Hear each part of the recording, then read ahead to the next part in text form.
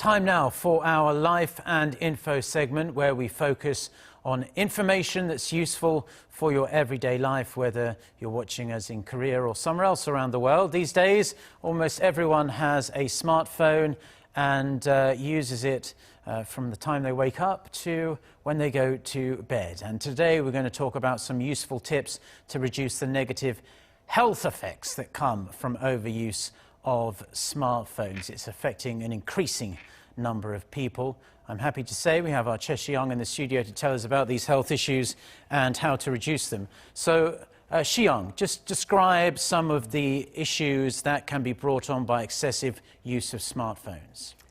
Well, Mark, the most common health problem is neck pain because people tilt their head forward while using the phone, and that puts weight on your neck. Now, tilting the head forward too long, now that causes repeated stress and pain. Now, your neck is supposed to have a natural curve, as you can see on the left of this picture. But as you keep tilting your head forward for a long period of time looking at your smartphone, that curve becomes straighter. The curve helps to better distribute weight. Now, without it, the neck cannot distribute weight, so you get pain. Right, well, looking at that picture there, it does look very painful if you do have an abnormal neck condition. And when you take the subway, you see all the rows of people lined up with their smartphones all bending over, looking into them. So it really isn't good. So if you've lost the curve, what can you do to regain it if you're already suffering from this kind of neck pain?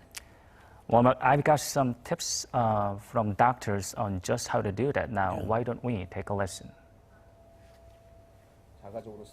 If the pain isn't too bad, you can just do simple neck stretches. But if the pain doesn't go easily, you could have a physical therapist relax your muscles around the neck in a way that recovers your original curve. Now, so try neck stretches, moving your left ear toward your left shoulder and then your right ear to your right shoulder. Now, but if that doesn't work, your cervical disc or shock absorber in the neck may be displaced. Then you could have a physical therapist treat you. The physical therapist helps to put the disc back in its correct place and make the neck curved again, using hands to apply different pressures on the neck. Now, this is something you cannot do alone. Yeah, you need a trained medical professional to help you do that. So it looks like once your neck is straight, it can take quite a bit of time for your health condition to recover, so you feel better again.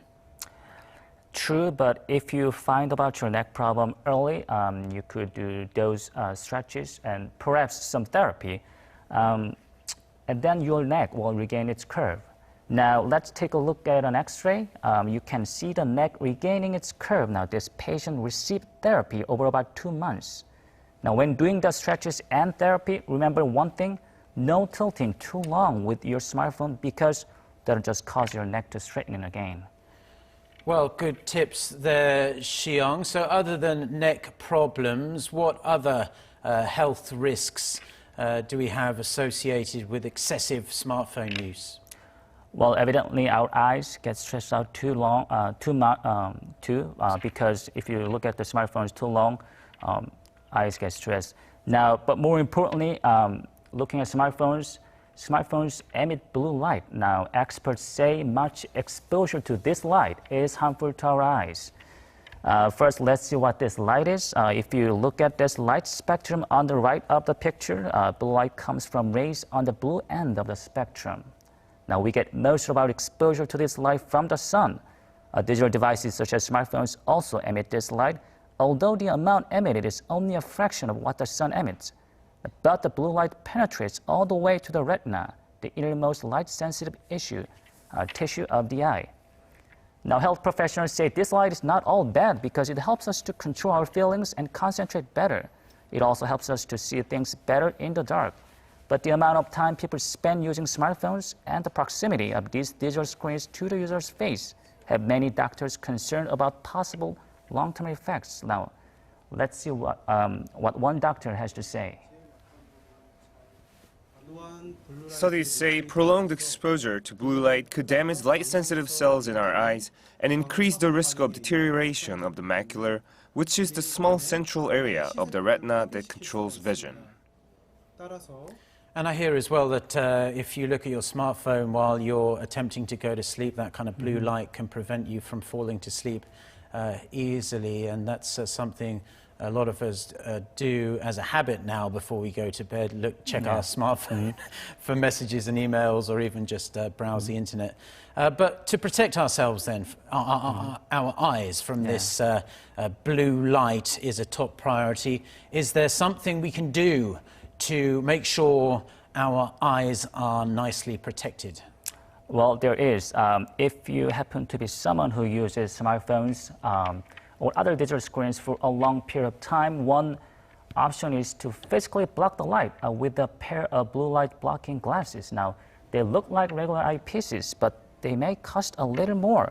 These glasses may not completely block blue light, but could filter out most of it, so your eyes are less exposed. Recently, along with eye surgery patients, more students and office workers who spend a lot of time on digital screens such as smartphones and computers are purchasing blue light blocking glasses.